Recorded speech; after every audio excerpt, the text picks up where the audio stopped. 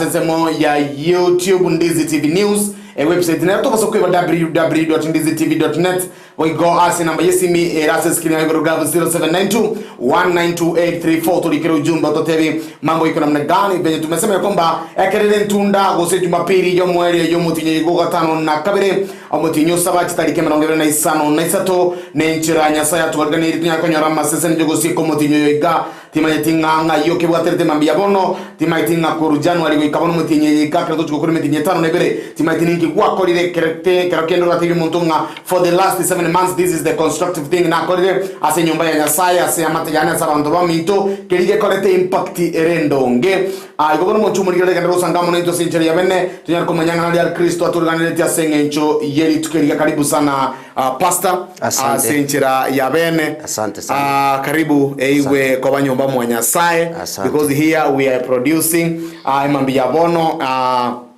amatera yege Kristo na nene okay just a complete service lakini sadaka yoga tutaliko okay we normally conduct a complete service except here sadaka kolende biblingo taberenga service te ye kola complete nye dewa di sadaka na boigo bono lende ikofane service yango tiri abe nuswake aseke minyo keligie sadaka yoga na tutaliko kolende bibinde tuko tunashiriki kwa pamoja kupokea nyimbo na waichungaji kwa njia ya pekee. Bia mno sana karibu ase faida yo murigeria na gogo cha kaneli tali yago tutayese kwa rule mambi ya bono kisha baadaye tosoya silingana linya saya kubekeire ase mambi ya bono karibu sana. Mbia sana.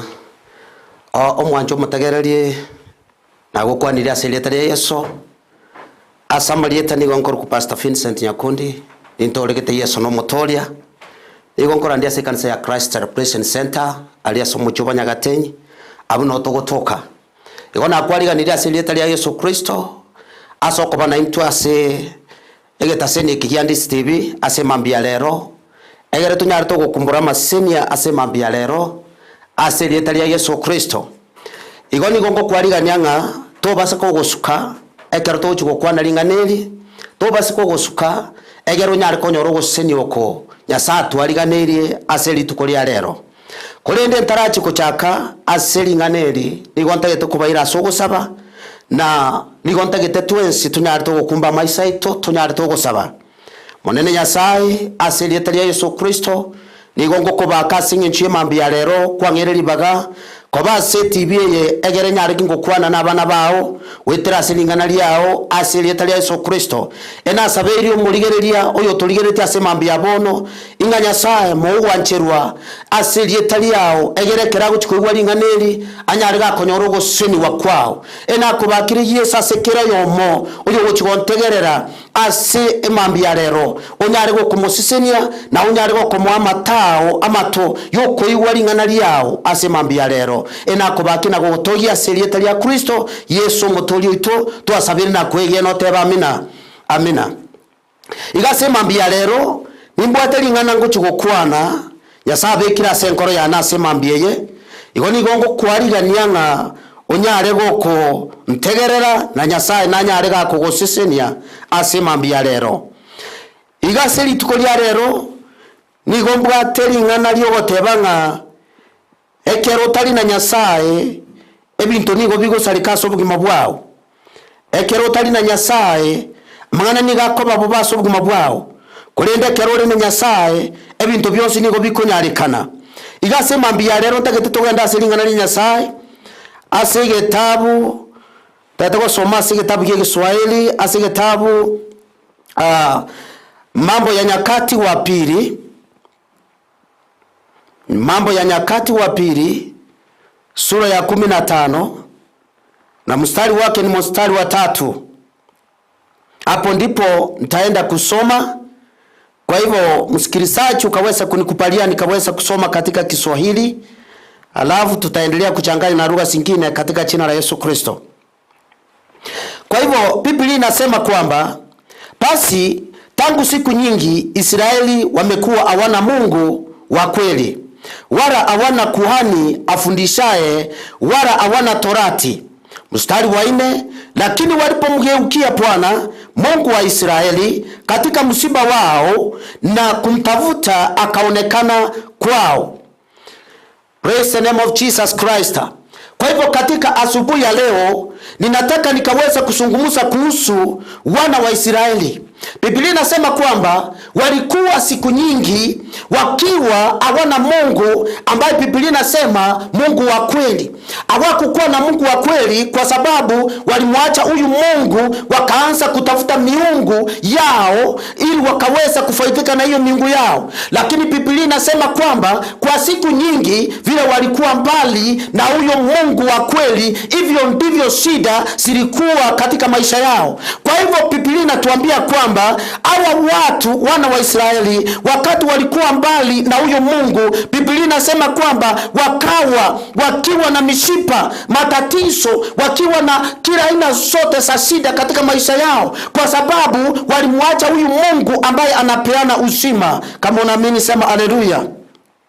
Kwa hivyo wakawa na shida. Biblia inasema lakini walipomgeukia Mungu. Kwa hivyo usifike wakati ambao unakuwa na shida nyingi katika maisha yako, baadaye ndio unaanza kumgeukia Mungu. Ukiwa na nafasi, mtumikie Mungu katika maisha yako. Ukiwa na nafasi, kuwa na Mungu katika maisha yako, katika familia yako, katika watoto wako, katika kazi yako. Kuwa na Mungu, mtangulize Mungu katika mambo yako yote. Mtangulize Mungu katika mambo yako, katika hiyo biashara yako, mtangulize Mungu kwa sababu yeye ndiye chanzo cha maisha yetu, yeye ndiye chanzo cha uzima wetu. Praise the name of Jesus Christ. Kwa hivyo inasema kwamba ili wakamgeukia Bwana Mungu wa Israeli katika misiba yao. Kwa hivyo katika asubuhi ya leo ninataka niseme kwamba hata ingawa katika maisha yako umekuwa mbali na Mungu, umekuwa mbali sana na Mungu, leo nataka nikuambie huyu Mungu anakuhitaji uwe karibu na yeye ili akaweze kukusaidia. Usikae pale ukiwa na matatizo, ukiwa na magonjwa, ukiwa na hiyo hali uko nayo, na Mungu wa mbinguni ako akaweza kukusaidia. Kwa hivyo hao Waisraeli, Biblia inasema kwamba katika misiba yao, pengine katika maisha yako unaweza kuwa na magonjwa, unaweza kuwa na matatizo, pengine watoto wako wameharibika, pengine ndoa yako imeharibika, lakini leo nakuambia kwamba ukimgeukia huyu Mungu, maisha yako itabadilika na Bwana ataenda kukuonekania na Bwana ataenda kukubariki. Praise the name of Jesus. Kwa hivyo maandiko yanasema kwamba wakati walipomtafuta akaonekana kwao. Kwa hivyo katika asubuhi ya leo ninakuambia kwamba lazima tumtafute Mungu wa kweli. Sio kwamba tunaenda katika waganga, sio kwamba tunaenda katika wale ambao ni wasoma nyota. Tunaenda katika Mungu ambaye ni muumba mbingu na nchi. Huyu ndiye Mungu pekee anayestahili kutafutwa katika asubuhi ya leo. Pengine unakaa kule nyumbani, wewe unasema kwamba mimi sitaenda kanisa kwa sababu kuna mambo ninaona katika makanisa, lakini nataka nikuambie ndio mambo hayo itakuwa, lakini wewe maisha yako na moyo wako Mungu anahitaji. Wewe maisha yako peke yako, wacha kuangalia maisha ya watu wengine, angalia wewe mwenyewe. Jiangalie vile maisha yako ili ukaweze kuamua katika maisha yako umrudie Mungu katika jina la Yesu Kristo, na Mungu ataonekana kwako na Mungu atabadilisha hali yako katika jina la Kristo Yesu. Nataka tuone neno lingine hapa. Biblia inasema kwamba katika kitabu cha Marko mstari wa 5 na mstari wake ni wa 25. Nataka tuangalie kuna jambo hapo, kwa sababu katika siku nyingi tunaweza kuwa na matatizo, tunaweza kuwa na shida, lakini hatujui mahali pa kwenda, lakini hatujui ni kitu gani tunafanya. Kwa hivyo katika asubuhi ya leo tuangalie hiyo kitabu Marko sura ya 5 na mstari wake ni wa 25. Haleluya. Biblia inasema kwamba mwanamke mmoja mwenye kutokwa damu muda wa miaka 12 na kuteswa mengi kwa mikono ya matabibu wengi, akagharimiwa vitu vyote alivyokuwa navyo, kusimfae hata kidogo, bali hali yake ilizidi kuwa mbaya.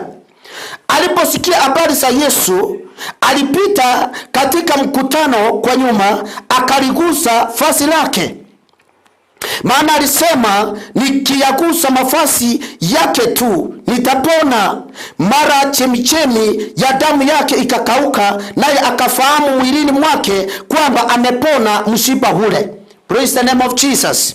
Kwa hivyo katika siku nyingi Biblia inasema kulikuwa na mwanamke mmoja, na huyu mwanamke alikuwa na shida, lakini shida yake alikuwa anaitatua kwa njia ya uganga, kwa njia ya madaktari, kwa njia ya watu wale ambao wanajiita wataalamu.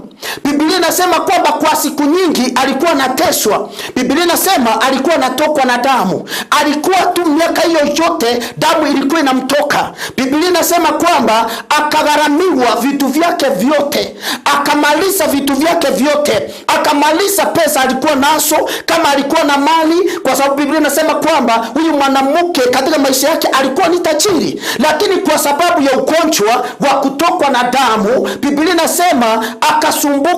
Kwa sababu wakati uko na shida, watu wengi wanaweza jitokeza, wanaweza kucha, wanakuambia mambo mengi, ukifanya hii utasaidika, ukifanya hii utasaidika. Lakini Biblia inasema kwamba huyu mama akajaribu njia zote ili kujisaidia katika maisha yake, akajaribu kujisaidia katika hali zote, lakini hakukufaa chochote. Biblia inasema vile alikuwa naenda kwa wale watu ambao wanajua kutatua matatizo, hivyo ndivyo shida yake ilikuwa inaongezeka.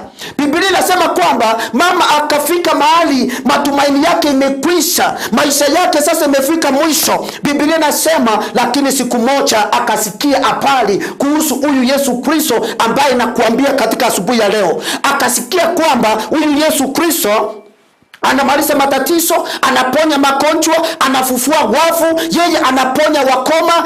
Akasikia kwamba huyu Yesu anafufua hata wale ambao wamekufa kabisa. Kwa hivyo mama huyu akaamini katika moyo wake, akasema mimi nikienda tu kwake, huyo mtu ambaye nimesikia habari yake, nikigusa tu fasi la pindo lake, mimi ninajua nitapona. Praise the name of Jesus. Kwa hivyo katika asubuhi ya leo kuna mtu ambaye ananiangalia katika ITV, kuna mtu ananiangalia na nitazama ambaye matumaini yake imefika mwisho. Leo asubuhi ya leo ninataka nikuambie kwamba ijapokuwa mtu utakatwa, kuna matumaini tena, utachipuka tena. Kwa hivyo pengine katika hali yako imekuwa ngumu, umejaribu madaktari, umejaribu njia zote, lakini hautafaulu. Nataka nikuambie kwamba jaribu huyu Yesu leo. Huyu Yesu nakuambia, Yesu wa Nazareti alitenda mema, alifanya mengi, akaponya wengi, na wewe pia utapona tu ukiweza kuamini. Praise the name of Jesus. Maandiko inasema in the book of Mark chapter number 9 verse number 23, inasema kwamba ukiamini tu mambo yote inawezekana kwako. Kama vile mama aliamini akasema mimi nitaenda tu nimguse, na hivyo ndivyo Biblia inasema kwamba wakati alienda kule, aliposikia hiyo habari, Biblia inasema kwamba aliposikia hiyo habari alipita katika mkutano kwa nyuma. Kwa hivyo nataka nikuambie kwamba pengine katika maisha yako unaangalia watu, alafu unaangalia kwamba watasema nini katika hii hali yangu, watasema nini katika maisha yangu, nikienda huko, nikienda kwa Yesu sasa watasema namna gani? Nataka nikuambie kwamba huyu mama alisema kwamba moyoni mwake, waseme wasiseme, mimi nitapita nyuma yake ili nikaweze kumgusa na mimi tatizo langu likaweze kuisha. Na maandiko inasema kwamba in verse number 28 inasema, maana alisema nikayagusa mavazi yake tu nitapona. Mara chemichemi ya damu yake ikakauka, naye akafahamu mwilini mwake kwamba amepona mshipa ule. Praise God. Kwa hivyo nataka nikuambie kwamba hali yako hiyo inawezekana, matatizo yako hiyo inawezekana. Ndio maana nimekuja hapa nikuambie kwamba usipoteze matumaini yako, usipoteze hiyo matumaini ambayo ulikuwa nayo. Pengine ulikuwa na kazi katika maisha yako, lakini kazi hiyo ikafika mahali ikapotea, ikafika mahali ukafutwa kazi. Nataka nikuambie kwamba rudi kwa Yesu. Yesu anaweza kukufungulia njia nyingine ili ukaweze kustahimili katika hiyo hali ya maisha ambayo tuko nayo hata sasa. Watu wanasema kuna uchumi mbaya. Nataka nikuambie kwamba Mungu akiwa mbinguni atatusaidia katika mambo yote. Watu wanasema kwamba hatuoni maisha yetu yanaenda namna gani. Nataka nikuambie kwamba kwa Yesu kuna yote, na kwa Yesu ukiwa naye anarekebisha hiyo hali, anaitengeneza na kuwa salama katika jina la Yesu Kristo. Kwa hivyo kama unaniamini sema ameni mahali ambapo unanisikiza kutoka. Biblia inasema tena in the book of Luke chapter number 4 Luka 4 mstari wa 18, nataka nikaweze kusoma hilo neno ili ukaweze kuona kwamba ile kazi ambayo Yesu Kristo anafanya katika maisha ya mtu. Nasema kwamba Yesu ndiye alikuja ili akaweze kurekebisha hali zote zile ambazo zilikuwa zinasumbua mwanadamu. Kwa sababu mwanadamu kila wakati akiwa na shida, Yesu Kristo alikuja ili akaweza kuondoa kila tatizo. Biblia inasema in the book of Luka 4 mstari wa 18, na nitasoma: Roho wa Bwana yu juu yangu, kwa maana amenitia mafuta kuwahubiri maskini habari njema, amenituma kutangazia wafungwa kufunguliwa kwao, na vipofu kupata kuona tena, kuacha huru waliosetwa, na kutangaza mwaka wa Bwana uliokubaliwa. Haleluya. Biblia inasema kwamba na Yesu Kristo mwanzo wake wa kuhubiri, Biblia inasema akaingia katika sinagogi, akachukua ile chuo ilikuwa imeandikwa, akafungua mahali ambapo inasema kwamba Roho wa Bwana yu juu yangu.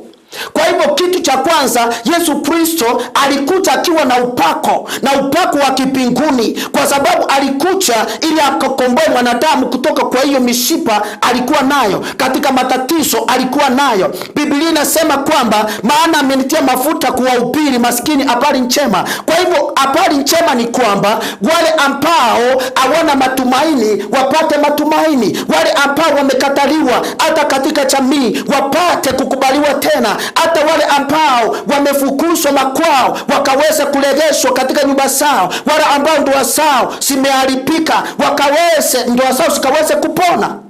Biblia inasema kwamba ili kuwahubiri maskini habari njema.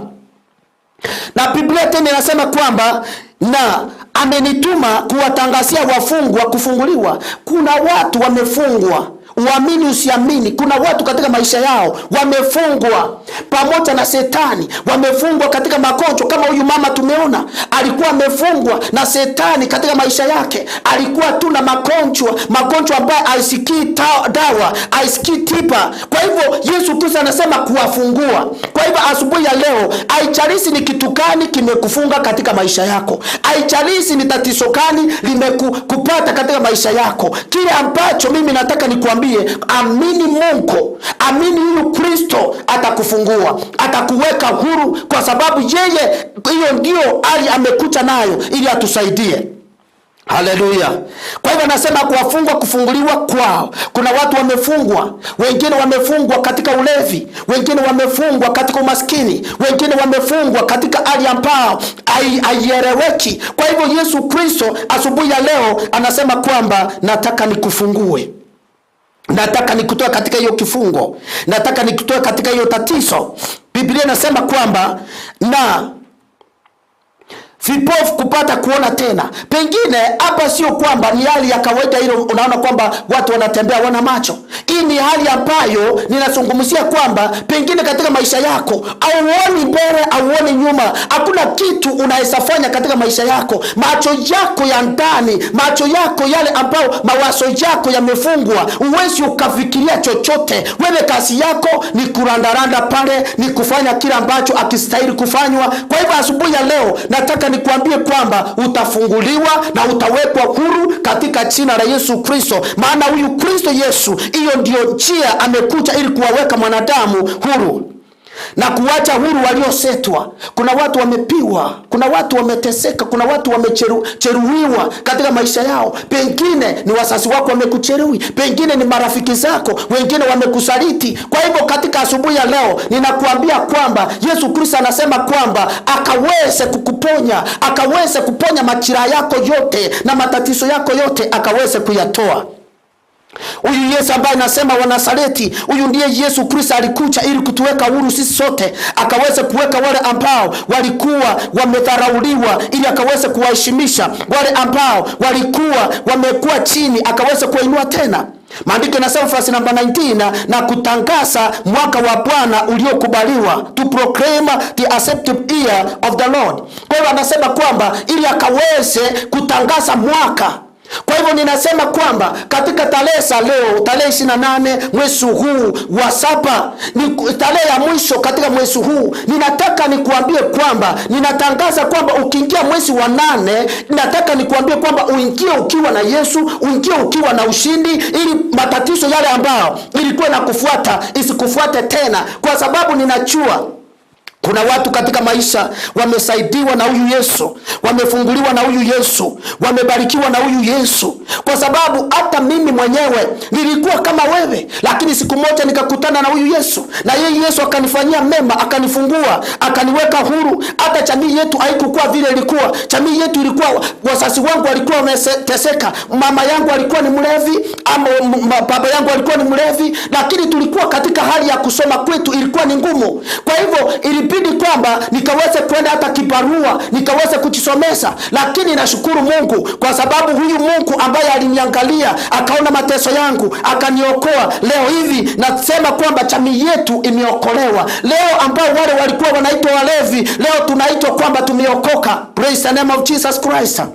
Kwa hivyo nataka nikuambie kuna matumaini ukiwa na Mungu wa kweli, kama vile Biblia ilituambia kwamba Waisraeli walikuwa hawana huyo Mungu wa kweli, walikuwa wanajitafutia miungu mingine, walikuwa wanatembea katika hali ambao haikuwa inaeleweka, lakini wakati walipomgeukia Mungu walimpata huyo Mungu, na Mungu akawasaidia, na Mungu akawa pamoja nao, na Mungu akaweze kuwainua katika jina la Kristo Yesu. Kwa hivyo nasema kwamba hata wewe pia Mungu atakukumbuka katika asubuhi ya leo. Mungu atakufungua, Mungu atakutolea hiyo magonjwa. Pengine umetafuta madaktari wote wale wanajulikana na wale wasiojulikana, lakini nataka nikuambie kwamba huyu Yesu Kristo ambaye anaweza yote, ukimkubali tu kwa maisha yako, yeye atakusaidia.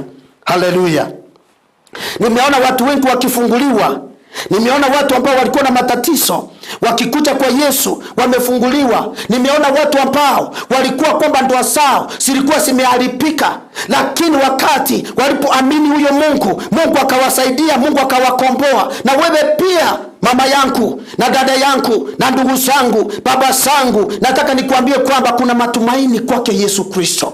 Kuna ushindi katika Yesu Kristo. Pengine mimi sijui ni kitu gani hicho ambacho unapitia, lakini nataka ukaweze kuamini huyo Mungu ambaye nakuambia asubuhi ya leo. Nataka ukaweze kuamini huyo Mungu ambaye ninakuambia katika siku ya leo kwamba huyo Mungu anaweza yote. Huyo Mungu anaweza kukomboa au watoto wako ambao wengine wameingia katika ulevi hawaeleweki. Umesomesa watoto vizuri, watoto ambao ulisomesa vizuri, lakini wamefika mahali wamekuasi, hawaeleweki, wameingia katika ile vikundi ambao vinaharibu watu, wanaharibu vijana. Nataka niseme kwamba nataka wewe mama, wewe msasi unayenisikiliza, ukaweze kuamua tu Yesu Kristo akaweza kusaidia hata watoto wako. Usifikirie kwamba mambo haya inakuwa tu haiwezekani. Ni mambo ambayo imeandikwa kwa Bible, lakini haya ni mambo nimeshuhudia na macho yangu.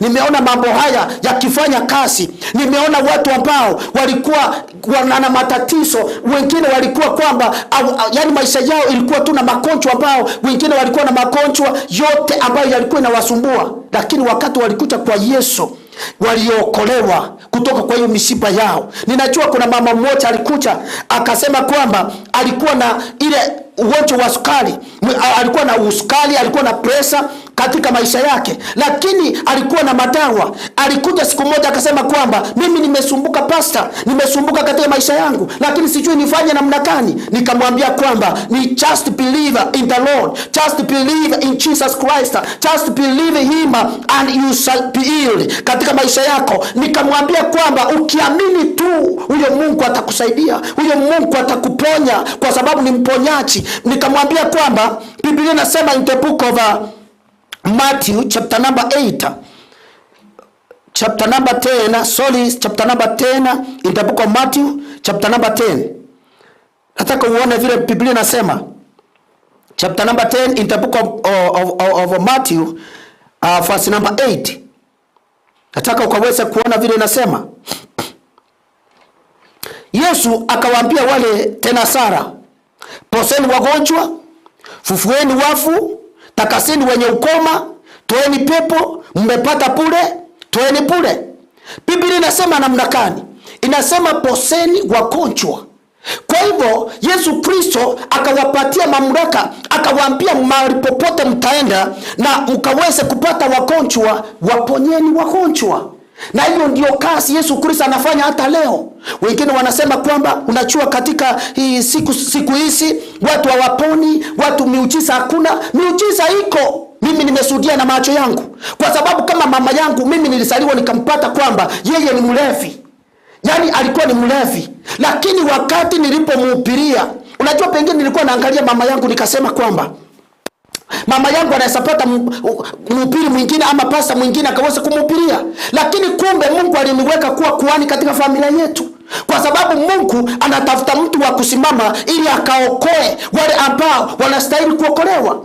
Kwa hivyo siku moja nikaamua nikasema kwamba nitaenda kwa mama yangu nimhubirie kuhusu habari njema. Maana nilikuwa ninaona wengine wakikombolewa, lakini mama yangu alikuwa ni mfungwa. Hata nilikuwa na aibu hata kuleta wageni nyumbani. Kwa hivyo nikasema kwamba wacha nimpelekee huyu Yesu. Wacha nimwambie huyu Yesu akafanya mama yangu akaokoka. Leo amemaliza miaka 4 tangu aokoke, tangu aache pombe. Kwa hivyo kuna matumaini. Leo familia yetu iko na amani. Leo familia yetu tunaelewana. Hatukukuwa tunaelewana, lakini ni kwa sababu ya Kristo Yesu ambaye nilimkubali katika maisha yangu akanisaidia. Praise the name of Jesus Christ. Kwa hivyo katika asubuhi ya leo, kwa nini wewe ukae na magonjwa yako? Kwa nini wewe ukae na hiyo shida yako? Na ikali Yesu Kristo ako hapa akusaidie. Kwa sababu Kristo Yesu ametupatia hiyo nafasi. Mbona ukae katika hiyo mishipa yako? Mbona ukae katika hiyo magonjwa yako? Mbona ukae katika hiyo hali yako? Hallelujah. Amen. Amen. Bwana anataka kukusaidia katika jina la Yesu Kristo. Nataka nikaweza kuomba pamoja na wewe. Kama umenisikia, nataka nikaweza kuomba na wewe. Sijui ni kitu gani hicho ambacho kiko katika maisha yako, lakini nataka niombe pamoja na wewe. Amini neno hili nimekuambia kwamba ni la kweli na linafanya kazi. Nataka niombe. Baba, katika jina la Yesu Kristo, nakoba kirinya sai na koire sikoneba akasinge chulingana lyao. Omanene nasabirenga oyo ndigere ilia sema mbia lero wetera CTV ya Ndisi TV. Omanene nasabirenga mukune nechinguru chia uchuku weniwa. Omanene mokonye asobu kimabwaye motolie moobu kimabonde na inde asilietalia Yesu Kristo. Ena sabirenga omanene morusu kuruwasi kitandakia maruwaire kuruwasi mechando kuruwasi makonwa yale naro asilietalia Kristo Yesu. Ena sabirenga chinguru chiao chimo ikere chimo konye asilietalia Kristo Yesu. Ena sabirenga tigebabo asilietalia Yesu tuasabiri na kwege na teba. Amina. Amen. Amen. Amen. Amen. Monene tigago konye na ndago sendi. Sana pastor ase lingana lijia kwa retre mambia yabono. Amina. Amina.